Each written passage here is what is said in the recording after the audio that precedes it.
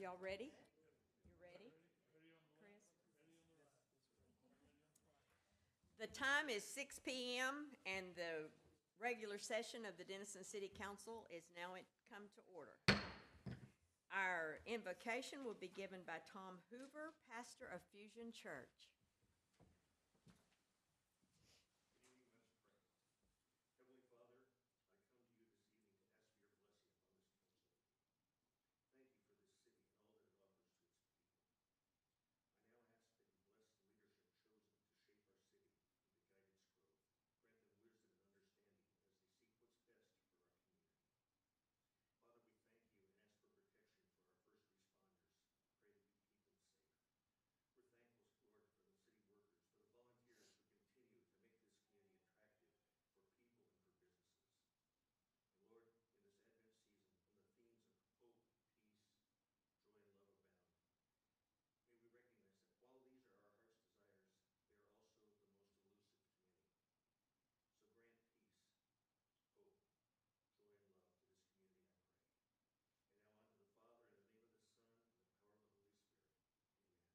Amen. I pledge allegiance to the flag of the United States of America and to the republic for which it stands, one nation under God, indivisible, with liberty and justice for all. Honor the Texas flag. I pledge allegiance to thee, Texas, one state under God, one and indivisible. First item on our agenda tonight is the consent agenda.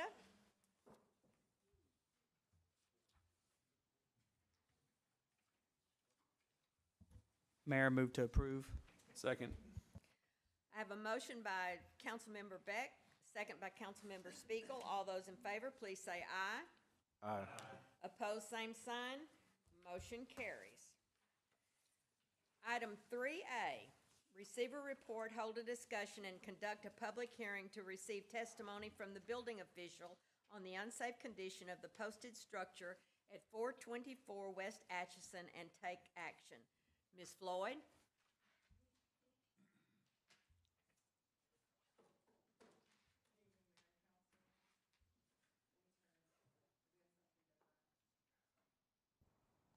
Okay.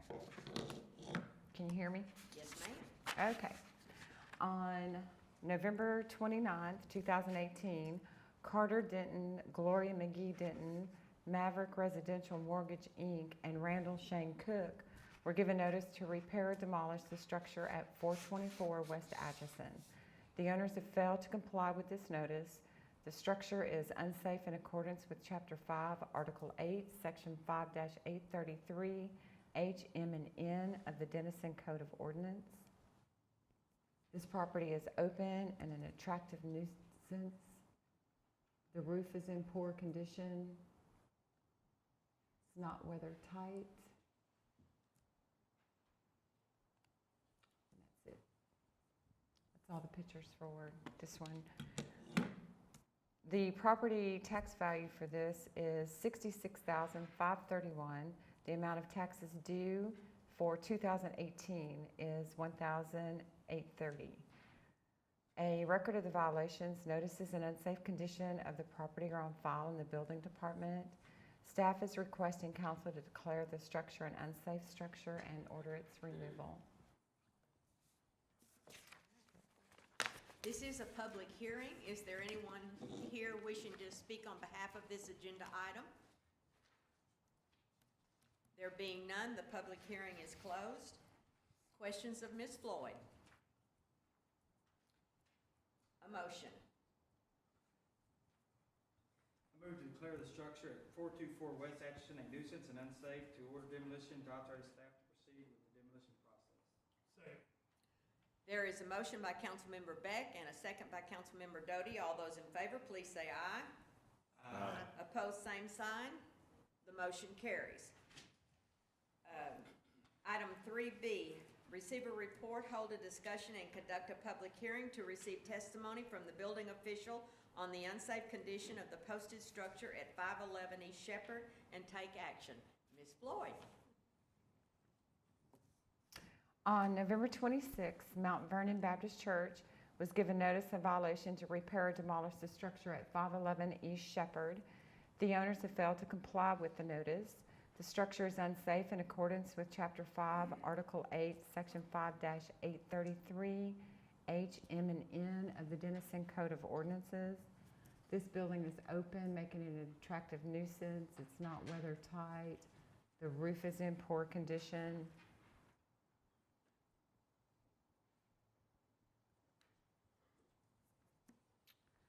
Taxes are current on this property. A record of the violation notices and unsafe conditions of the property are on file in the building department.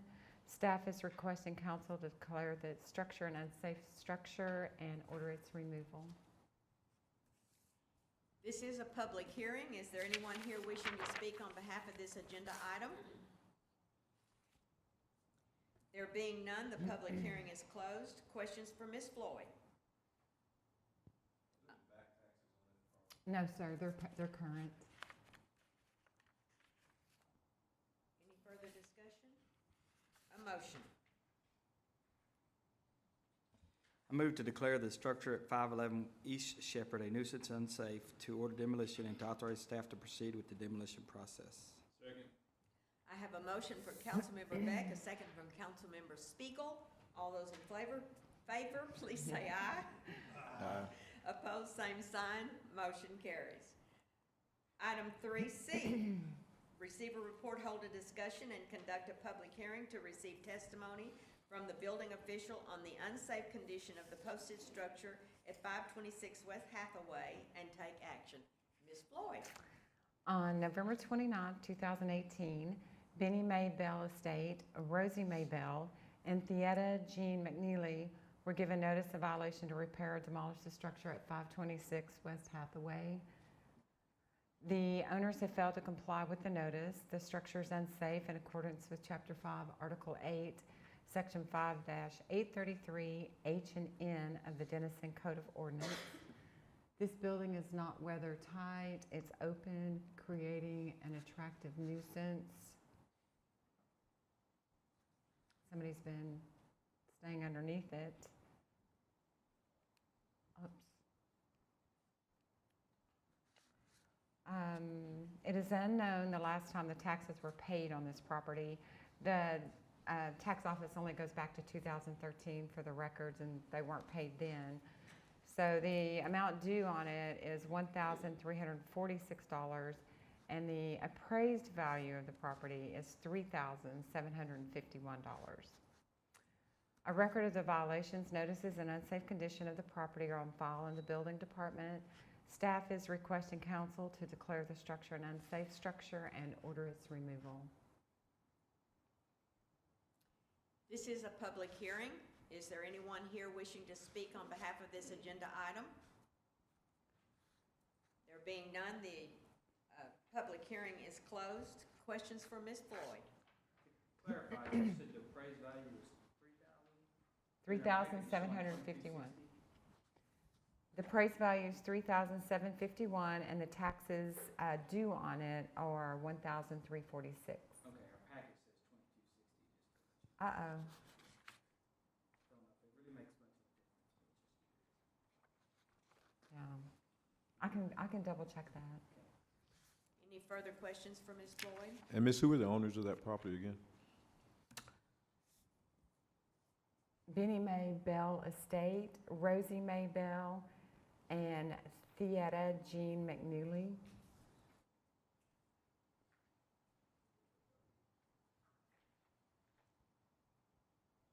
Any further questions? A motion. I move to declare the structure at 526 Hathaway a nuisance and unsafe, to order demolition and to authorize staff to proceed with the demolition process. Second. I have a motion from Councilmember Beck and a second from Councilmember Adams. All those in favor, please say aye. Aye. Opposed, same sign. The motion carries. Item 3D, receive a report, hold a discussion, and conduct a public hearing to receive testimony from the building official on the unsafe condition of the posted structure at 819 West Elm and take action. Ms. Floyd? On November 29th, 2018, Elester M. Polk, Michael Lloyd Polk, Rebecca Polk, and Timothy Ross Polk were given notice of violation to repair or demolish the structure at 819 West Elm.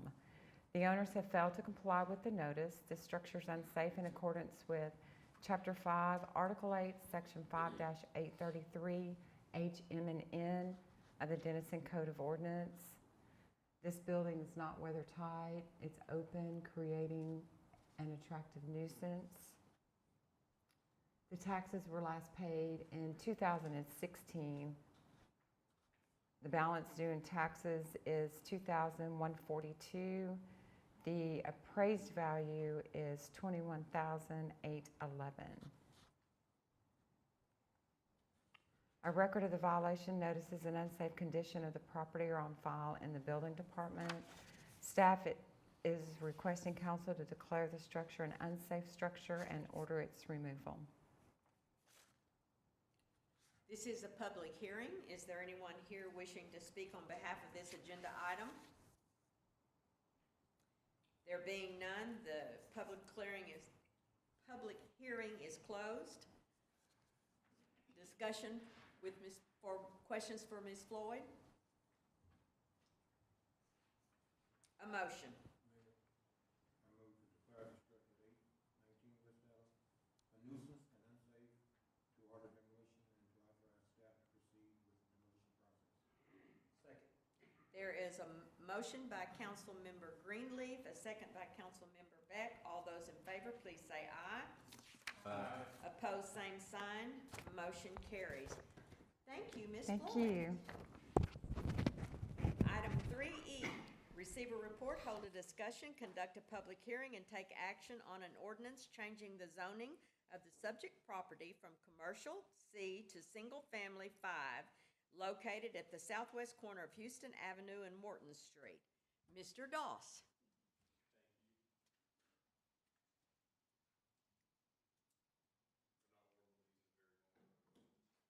But when you wear it, we'll be able to hear you.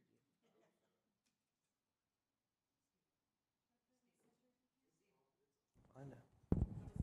In the center? Well, that just feels weird. Now you can see it. I don't like that. Nah. Thank you, Council.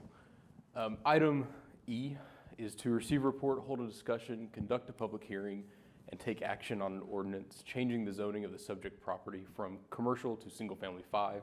This property is located at the southwest corner of Houston Avenue and Morton Street, and is case number 2018-113Z. And that is correct. We are up to about 130 cases this year through the planning department, so we have a lot of activity in 2018. So the applicant is requesting a change in zoning from commercial to single-family 5. The surrounding area is developed largely as residential property. The Planning and Zoning Commission does recommend approval of this request, as does staff. In taking a look at the zoning exhibit, you can see a large portion, all of the surrounding property is also zoned as commercial. But when you take a look at the aerial, all of that commercially zoned property is largely developed as residential, and that is the basis for staff's recommendation of approval for this zone change. This would allow a new single-family home to be built on the southern portion of the property. There's also a replat pending approval, a replat that has been approved subject to the approval of this zoning tonight. We did send notifications to all property owners within 200 feet of the subject property. We received 3 responses, all in support of the rezoning request. So with that, staff is recommending approval of this item, and will stand for any questions you may have. This is a public hearing. Is there anyone here wishing to speak on behalf of this agenda item? If not, the public hearing is closed. Questions for Mr. Doss? Stephen, will there be some tear downs of some previous existing buildings there? As far as I know, there are no plans. There is an existing home.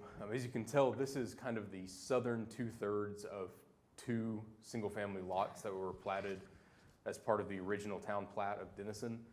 There is a home on the middle third of these two lots currently, but I believe that that home is going to stay there, and there'll just be a new home constructed just south of it.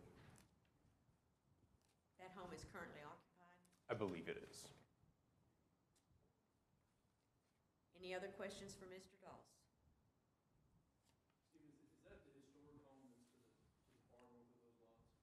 No, that home, that two-story brick building is not included in the rezone request, and they're not replatting that lot either. It's a unique structure. I would be interested to look and see historically if there were more of these commercial, two-story commercial buildings in the area. I have a feeling there is a kind of separate downtown over there that's been lost.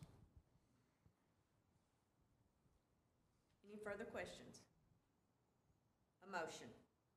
I move to approve the ordinance changing the zoning of the subject property from commercial to single-family 5, subject to final legal review and approval. I have a motion from Councilmember Guess, a second from Councilmember Beck. All those in favor, please say aye. Aye. Opposed, same sign. Motion carries. Item 3F, receive a report, hold a discussion, conduct a public hearing, and take action on an ordinance changing the zoning of the subject property from commercial to single-family 5, located at the southeast corner of Johnson Street and Houston Avenue. Mr. Doss. Thank you. This is case number 2018-106Z. We're looking at essentially the same situation as the last item. The request is to zone from commercial to single-family 5. The surrounding area is developed as residential but is zoned as commercial. As you can see, the situation we're looking at is essentially identical. The one change is that, one caveat is that some of the surrounding property on this of this tract is developed as commercial. However, directly to the east behind the property, across Houston Avenue, are both developed as residential. So for those reasons, there's also a replat pending of this. This is, again, 2 single-family lots that are being replatted to be 3 single-family lots. They fall in the infill district, so that would mean a 50 by 100 lot. So this would actually get, where there's 2 lots now, they would replat into 3 lots and be able to build 3 single-family homes on this property if the rezone is approved. Planning and Zoning Commission did recommend approval of this request. Staff is also recommending approval, and we'll stand for any questions. This is a public hearing. Is there anyone here wishing to speak on behalf of this agenda item? Being none, the public hearing is closed. Questions for Mr. Doss? A motion.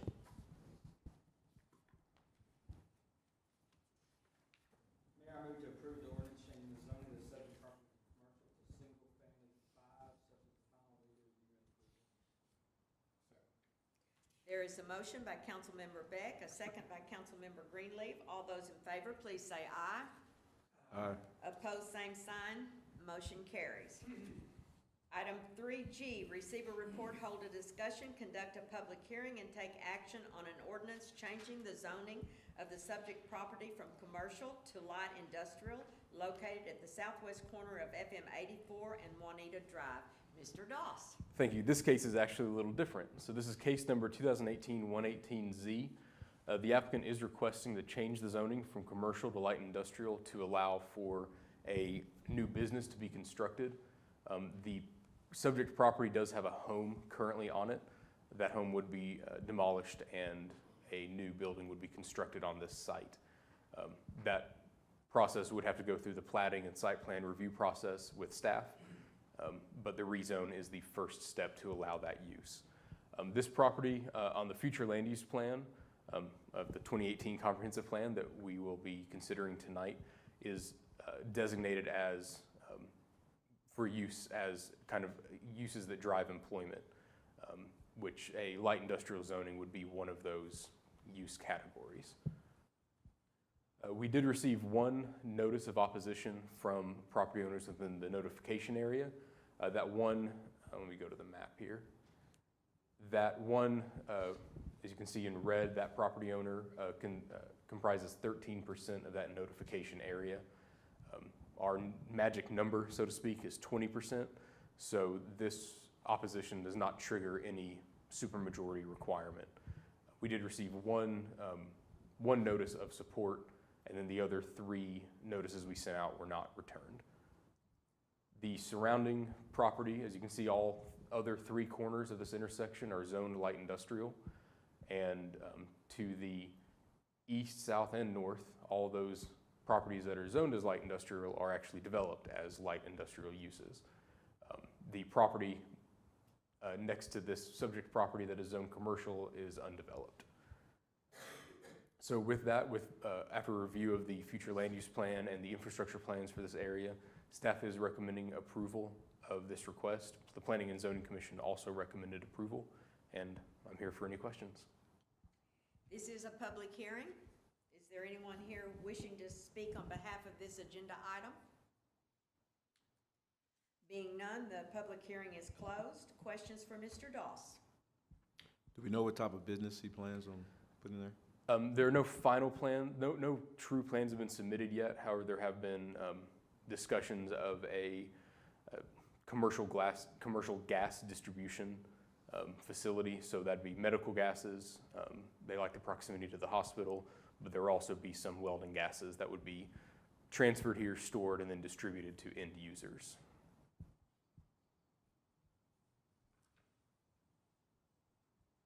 Any further questions? A motion. Move to approve the ordinance changing the zoning of the subject property from commercial to light industrial, subject to final legal review. Second. There is a motion by Councilmember Beck, a second by Councilmember Adams. All those in favor, please say aye. Aye. Opposed, same sign. The motion carries. Item 3H, receive a report, hold a discussion, conduct a public hearing, and take action on an ordinance amending section 28.54 of the Denison Code of Ordinance, exterior construction and design requirements, and related sections.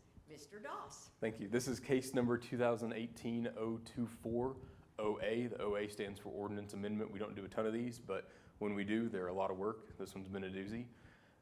I do want to clarify that the related sections of this ordinance, of this caption, would include essentially all of our individual zoning district sections.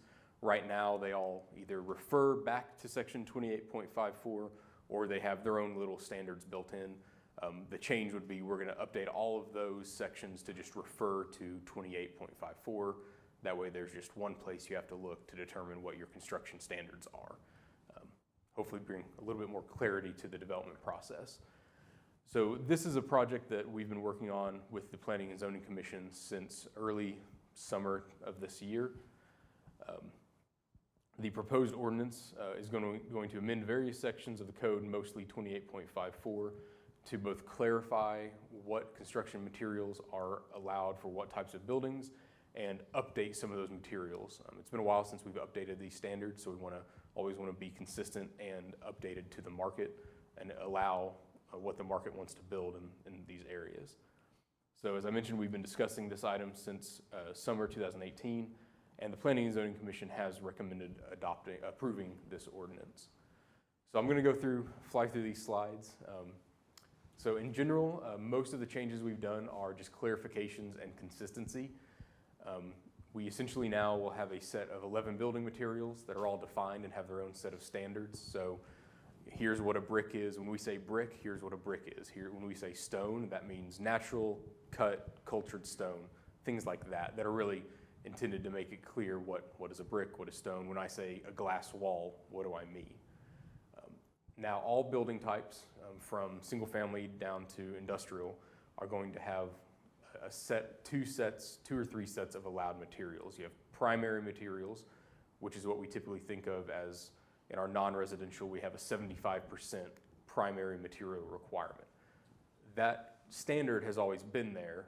We just called it the 75% masonry requirement, even though we've allowed glass to be included in that 75%. So glass, I'm not sure if glass is masonry, but now we've clarified, instead of saying masonry, we've given a list. Here's the 5 materials you can use that have to total 75% of your building.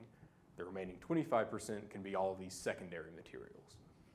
Multifamily and non-residential properties that are in the HO overlay now have what we call a trim and accent allowance. So that would allow them to go up to 10% or 15% of these kind of materials that you wouldn't want to use for the entire building, but should be allowed as these trim and accent materials.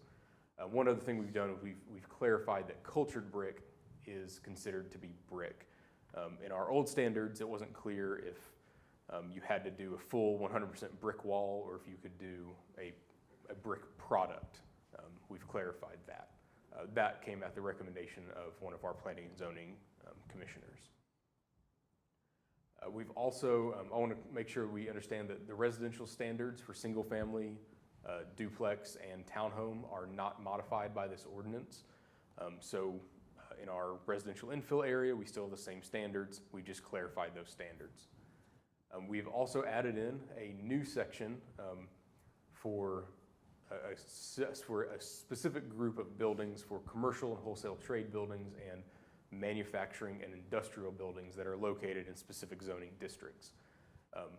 In those areas, we're allowing somewhat relaxed building standards to account for the fact that currently in our standards, if you were building a 20,000 or 200,000 square foot industrial building, you would have to build that entirely essentially out of standing seam metal, which adds about $2 a square foot, I believe, to your price. And when you're talking about a building that's 200 feet long by 200 feet wide and has a 200,000 square foot of roof over it, that's a substantial cost increase that's required by doing that standing seam or equivalent. So we've relaxed that standard a little bit to allow for some increased flexibility in the design of those buildings. And we'll talk about the more specifics of that in just a second. So one of the biggest changes is to our multifamily standards. Our current standards require that all multifamily buildings be 100% brick or stone, full stop. If you look around at our multifamily buildings that have been built recently, none of them meet that standard. They've all been either zoned as part of a planned development district to relax that standard, or they've been involved in an economic development agreement that has also relaxed that standard. So that brick or stone requirement for 100% is actually really common in a lot of cities. But then again, apartments being built that manner is not very common at all in Denison or any other city. So we really wanted to update that standard to match what is actually being built, which is where we've gotten to with our proposed standard, which would be 100% of the first floor of all sides of multifamily buildings being brick, stone, or stucco. The remaining 70%, so anything above this, it's basically 30, and then, I'm sorry, let me back up. 100% of the first floor and 30% of the remainder of the building, brick, stone, or stucco. That remaining 70% could be hardy board, hardy panel, EIFS, concrete masonry unit, as long as it is architecturally finished, or glass. And then we've allowed that trim and accent material up to 20% to be architectural metal or wood. And we have a definition for architectural metal that clarifies that that is not corrugated metal, it's not R panel or U panel, it is standing seam or equivalent. For our typical non-residential, that's any non-residential building that is not located in one of our highway overlay districts or our design overlay districts. The only change is that hardy board is no longer considered to be a primary material. That's been kind of shifted to that secondary material category. For our highway-oriented standards, we've updated this to actually be closer to what we find in the Gateway Village Planned Development District. We're going from the current of 100% of all walls being brick, stone, stucco, split face, CMU, hardy board, or stucco, to being 100% brick, stone, stucco, CMU, concrete panel or tilt wall or glass. And then we're allowing that 10% of hardy, EIFS, architectural metal, or wood. And that's, again, that trim and accent material. So this is, the industrial standards are where we're seeing, I think, the largest change. So currently, our industrial, we have this, a section in the ordinance that says any building located in an industrial zoning district can be 100% metal. And if you read that on its face, it would let you build, essentially, you could build any kind of building you wanted to in an industrial district and be 100% metal. That would include even a retail building.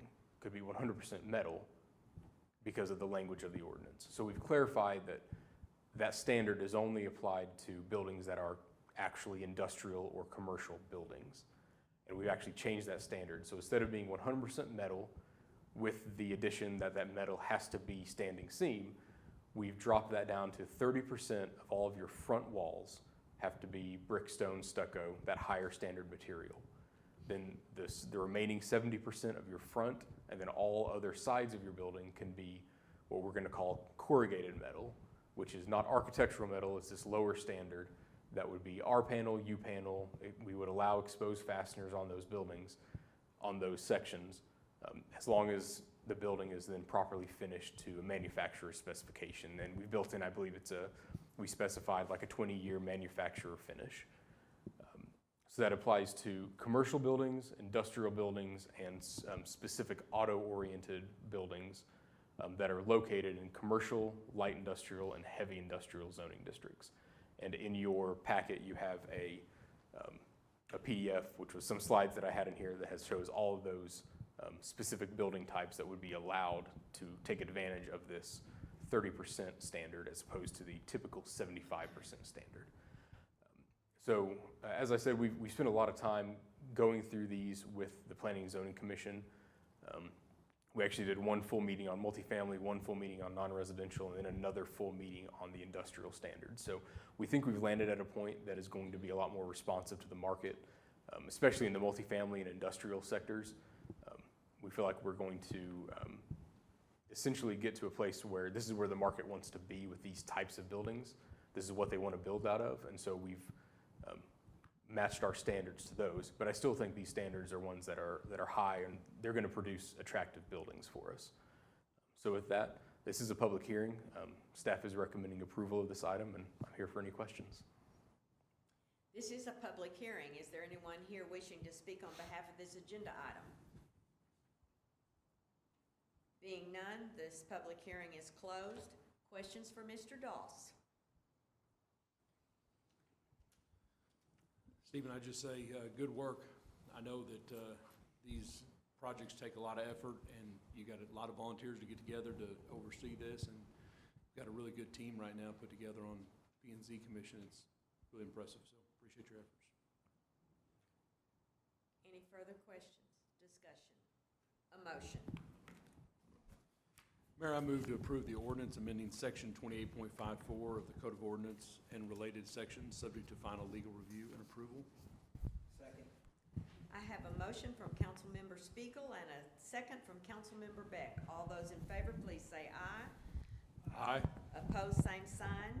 Motion carries. Item 3I.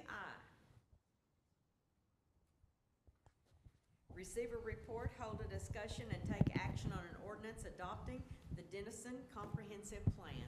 Mr. Doss. Thank you. This one, if you thought the last one was long, buckle up. And I do want to make a note on the front end here in case I forget later. The motion on this one does need to be, I move to approve the ordinance adopting the comprehensive plan subject to final legal review and approval. Looks like we had an old version of the staff report in there. So if we thought the last project took a long time, starting in the summer of 2018, the comp plan has taken even longer. However, I will say beginning work in spring of 2017 and finishing up here in December of 2018 is actually a pretty tight schedule for a comprehensive plan. So I'm really glad that we got this done, I won't say ahead of schedule, but ahead of what could have been the schedule. So as you all know, we began work on the comprehensive plan in that spring 2017 with a contract with Hewitt Zollers. They're our consultants for the project. Since that time, we've held several public input sessions, steering committee meetings, internal review sessions, conference calls, and more conference calls. And at the October 9th Planning and Zoning Commission meeting, the Commission did recommend that the Council officially adopt the 2018 Denison Comprehensive Plan as the comprehensive plan for the city. I was able to provide the Council with a final draft dated November 5th, 2018 for your review. And I'm recommending that we approve the ordinance and adopt the 2018 comprehensive plan tonight. And then we can start work on implementing it. So I'm going to go over the comprehensive plan in general, and if there's any questions, any comments, please feel free to jump in and stop me so I can take a break and drink some water. So I want to start out, in general, comprehensive plans, they are meant to serve as a guiding document for the community when we talk about zoning decisions from the commission and council, when we talk about infrastructure planning, when we talk about capital improvement projects, and where we invest public dollars. That's the reason the comprehensive plan is so important, is because it guides those decisions, and it's based entirely in community input. What type of community do the residents of Denison want Denison to be 25, 30, 40 years from now? And I think we've got a really good vision for that. I've noted in the presentation, the plan does set forth a vision for the future of Denison, and it has several goals in different areas, including housing, tourism, recreation, and our historic downtown.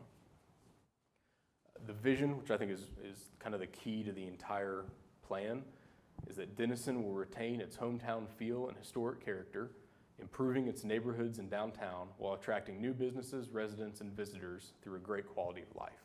And that really speaks to the tourism and recreation portion of the plan, the economic development portion of the plan, the housing portion of the plan, and the downtown historic preservation portion. So we've really kind of hit all of those different sectors that really came out to be really important to the residents and to the steering committee as we went through our public process. Any comprehensive plan has two major components in addition to the 100-page document.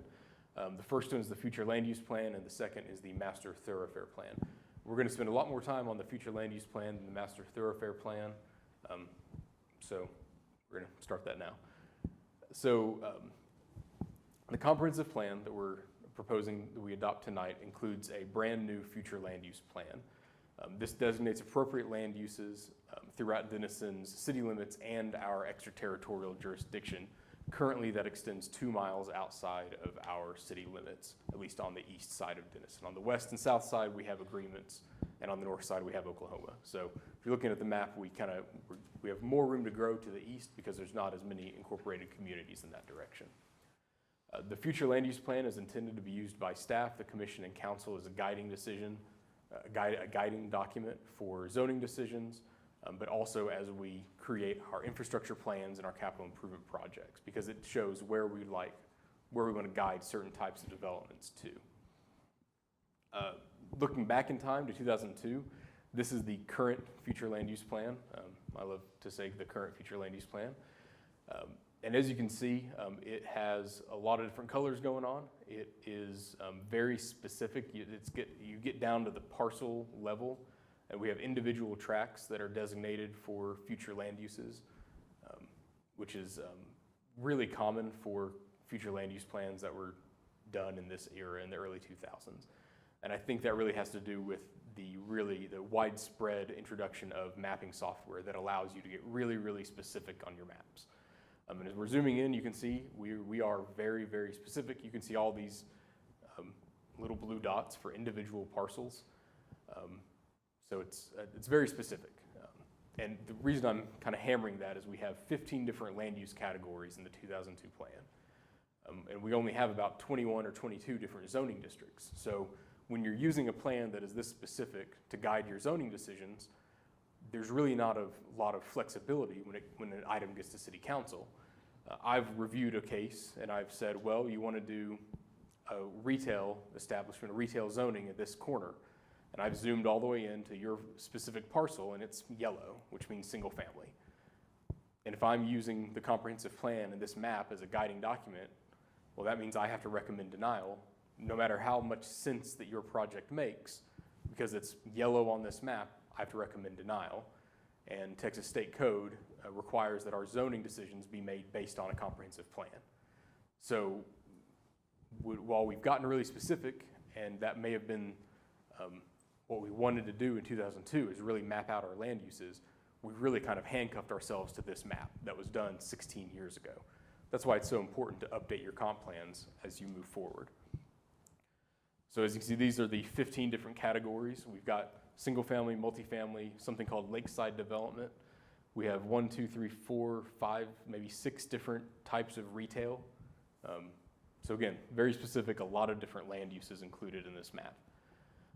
And then we compare that to the 2018 future land use plan, and we've got about 5 different land uses. And really, there's only about 3. And I'm going to kind of dig into that. So if you look at this map based on the colors, there's really not a lot of difference. You'll see a lot of yellow, which is what we call neighborhood, and a lot of the same areas that you see yellow in the 2002 plan, which we designated as single family. You'll see that the pink corridors along the highway, along Highway 75, along our older TxDOT corridors, 91, Spur 503, and 69, and another pink corridor along the future Grayson County Tollway. So in terms of actual land uses, we're not really proposing a lot of change. Neighborhoods with commercial, kind of where it wants to be, with retail uses along the highway, along high traffic areas where it wants to be anyways.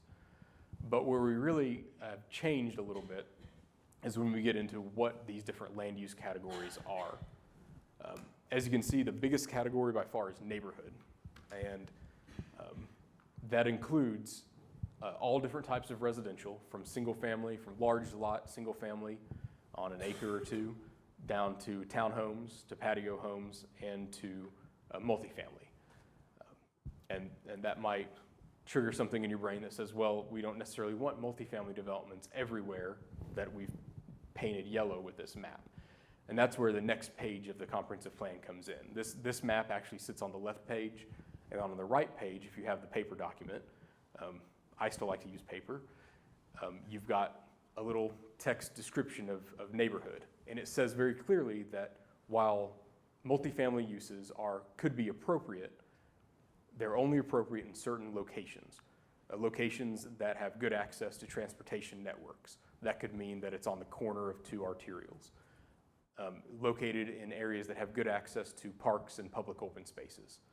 Located in areas that have a school nearby that is not already overcrowded by other multifamily projects or by other residential neighborhoods. So we've built in the text of the plan, the ability for staff to review a project based on its merits, based on its specific location, but we have not handcuffed ourselves to saying these 4 little corners are where we want multifamily. We've done the same thing for retail, for neighborhood retail and commercial retail. We've shown preferred locations for neighborhood commercial and community commercial. Those are these kind of asterisks and circles that are on the plan of these key areas. Those locations we think are really important, that are the right spacing, the right distance from each other to get commercial retail development, but we're not saying it can only go on 1 corner, it can only go on 2 corners, it has to go on the northwest corner of this intersection. We're saying in this general area, subject to some locational criteria, this would make sense for retail. And we're saying the same thing throughout that neighborhood. There are plenty of locations where it might make sense to have a drive-through bank, a service station, something like that, that's integrated into a residential neighborhood as long as it's in the right location on an arterial street, in a location that is not going to interfere with the existing neighborhoods. And so that's kind of this blurb. Of course, we have downtown center. I think we all know what downtown Denison wants to be. We've got our downtown master plan. So I'm not going to spend a lot of time on that. We don't talk about it a lot in the plan except for reinforcing the work that's already been done for downtown Denison. Our next land use category is what we call mixed commercial. Again, with our 2002 plan, we had 4 different categories of retail. We had 1 category of industrial, 1 called business park, whatever that means, and 1 called commercial. And then we had 2 different retail corridors. We've taken all those and combined them into what we call mixed commercial. And that mixed commercial definition includes retail, office, business park, industrial, flex office space based on locational criteria. So retail and office will want to gravitate towards those high traffic highway corridors. Industrial projects have this locational criteria tied to them that say they should not be located in those high traffic areas, but they should be located in areas that have access to good transportation networks. They should be located in areas where they're not going to have a negative impact on neighborhoods, schools, parks, that sort of thing.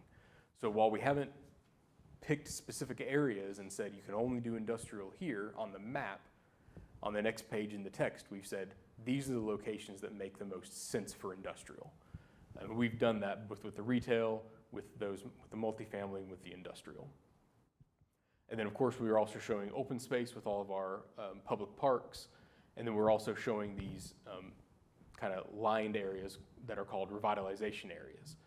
Those are areas that the project team and the steering committee really thought could use additional investment and additional study, both from the private side and the public side. And that really hasn't been defined yet. What that actually means hasn't been defined yet. But I think what the plan points to is further study of those corridors and those areas to develop specific plans to revitalize and reinvest in those areas. What that likely will mean is that we can do a small area study or a corridor study and develop a master plan specific to that corridor. We can do a master plan for the State Highway 91 corridor, which is Woodlawn and Armstrong. And how do we want that area to be reinvested and redeveloped? What's the vision for that stretch of roadway? Same thing, we have the same kind of designation at the NTRA. We got the same designation in our kind of larger industrial area to the north of downtown Denison. And we've also included the former TMC site as that designation as well. So those are areas that need some reinvestment, but we also need to look at for further study to really decide what that means. And that's part of our implementation of the comprehensive plan. That's the next step, and that's really kind of exciting for me. So that's the future land use plan. Like I said, it doesn't look a lot different, but the way we're going to use it in our review of projects is really going to change. And I think it's going to allow for a more nuanced look at each individual project that comes before you. For the master thoroughfare plan, it hasn't changed a lot since 2002, and we have essentially, we're using the Grayson County thoroughfare plan as our master thoroughfare plan. So this one you've seen before. You've actually already adopted this in a different form for the Grayson County thoroughfare plan, so I'm not going to really spend any time on that at all, except for to show you the map. It's the same as the county plan. So our next steps, assuming we adopt the plan tonight, are to begin work on implementing. That can take several different forms. I think, as I mentioned, a couple of big areas are going to be some small area studies, some corridor studies to develop really detailed, specific master plans for those areas. Working with the property owners, working with a developer that may be operating in those areas to really kind of find out the vision for those areas. We could also perform some development code revisions. Of course, we're already doing that. We've done that tonight. But we can always do more and do better. So that's also really exciting. And there are also other implementation items listed in the plan. So with that, staff is recommending approval of the ordinance and adoption of the plan, subject to further legal review and approval. This is a public hearing. This is a public hearing. Is there anyone here wishing to speak on behalf of this agenda item? There being none, this public hearing is closed. Before we take a vote, Stephen, this is a great document. And it took a tremendous amount of work and effort by a lot of people. Yep. And it's going to serve our city well in the future for future growth and planning. It's going to be a great, great tool. I appreciate you and your team. But there are a lot of other people that spent a great deal of time, and I need to recognize those, and I have a list because I want to be sure that I don't miss anybody. So representing our city council was Chris Spiegel, who was the chair of the steering committee, and myself. Representing P&Z was Charlie Scherer and Brett Evans. Charlie, why don't you stand up? No, he says he's not going to. Okay, fine, don't. Representing the Denison ISD was Dr. David Kirkbride. Representing downtown Main Street was Don Bandman. DDA, Tony Kine, William Myers. DDF, Robert Crowley. Real estate representative, Ronnie Cole.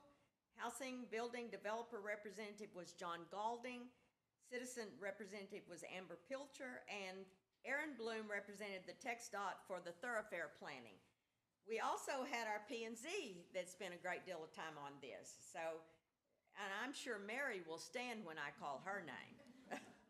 We had Matt Looney, Mary Karam, Brett again, Jan Simpson, and Charlie Scherer as the chair of the P and Z, and our alternate members were Michael Davis, Spence Redwine, and Dr. Dustin Bergeron. So, in addition to all these people that spent so much time working on it, of course, there was our consultants, Zulit Zollers, who put a great deal of effort and were a really great guiding group in this effort. And of course, all of our citizens that came out when we were in the planning process who were passionate enough about Denison that they wanted to have their input. So it's truly been a community effort, and I thank you. We all thank you. The council thanks you, Stephen, for all your work on this. So, questions for Mr. Doss? Second. A motion. I meant on your comments, Mayor. Oh, okay. Mayor, I move to approve the ordinance adopting the comprehensive plan subject to final legal review. Second.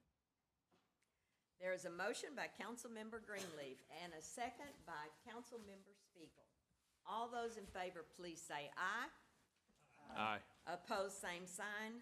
The motion carries. Now you can begin implementation, Stephen.